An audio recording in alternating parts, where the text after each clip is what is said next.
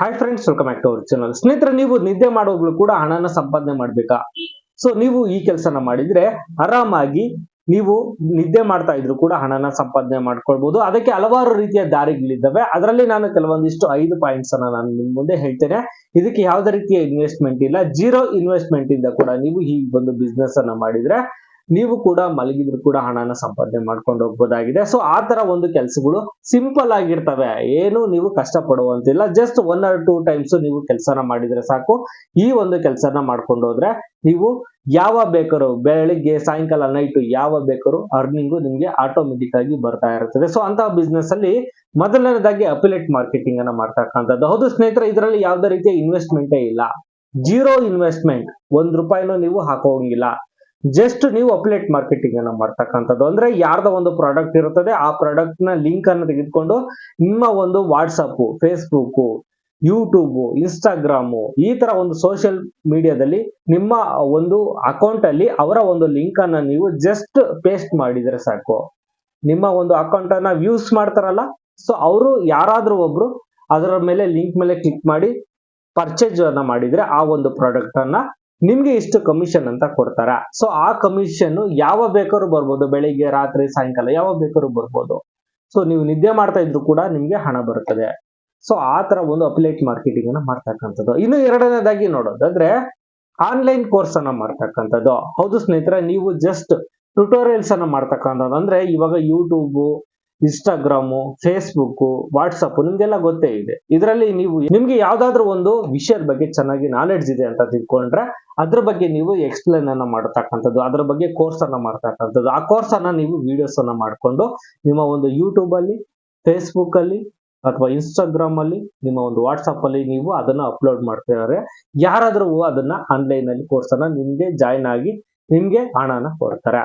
ಹಾಗೆ ಈ ಒಂದು ಮಾನಿಟೈಸೇಷನ್ ಮೂಲಕ ಕೂಡ ನಿಮ್ಗೆ ಯೂಟ್ಯೂಬ್ ಅಲ್ಲಿ, ಫೇಸ್ಬುಕ್ ಅಲ್ಲಿ ನಿಮ್ಗೆ ಮಾನಿಟೈಸೇಷನ್ ಮೂಲಕ ಕೂಡ ನಿಮ್ಗೆ ಹಣ ಬರೋದಕ್ಕೆ ಸ್ಟಾರ್ಟ್ ಆಗುತ್ತದೆ. ಯಾರು ಕೋರ್ಸ್ ಅನ್ನ ಪರ್ಚೇಸ್ ಮಾಡಿದ್ರೆ ಅಥವಾ ಆನ್ಲೈನ್ ಕ್ಲಾಸ್ಗೆ ಅಟೆಂಡ್ ಆದ್ರೂ ಕೂಡ ನಿಮ್ಗೆ ಹಣವನ್ನ ಕೊಡ್ತಾರೆ. ಸೊ ಇದು ಎರಡನೇ ಪಾಯಿಂಟ್ಸ್ ಆಗಿದೆ. ಇದಕ್ಕೆ ಯಾವುದೇ ರೀತಿ ಇನ್ವೆಸ್ಟ್ಮೆಂಟ್ ಇಲ್ಲ, ಜೀರೋ ಇನ್ವೆಸ್ಟ್ಮೆಂಟ್ ಇಂದ ನೀವು ಹಣನ ಸಂಪಾದನೆ ಮಾಡ್ಕೊಳ್ಬಹುದು. ಇನ್ನು ಮೂರನೇದಾಗಿ ನೋಡಿದ್ರೆ ಇ ಬುಕ್ ಸೆಲ್ಲಿಂಗ್ ಅನ್ನ ಮಾಡ್ತಕ್ಕಂಥದ್ದು. ಹೌದು ಸ್ನೇಹಿತರೆ, ನೀವು ಒಂದು ಓನ್ ವೆಬ್ಸೈಟ್ ಅನ್ನ ಇಟ್ಕೊಂಡು ಆ ವೆಬ್ಸೈಟ್ ಅಲ್ಲಿ ನೀವು ಒಂದು ಇ ಬುಕ್ ಅನ್ನ ಬರೆದು ಅದನ್ನ ನೀವು ಸೇಲ್ ಅನ್ನ ಮಾಡ್ತಕ್ಕಂಥದ್ದು.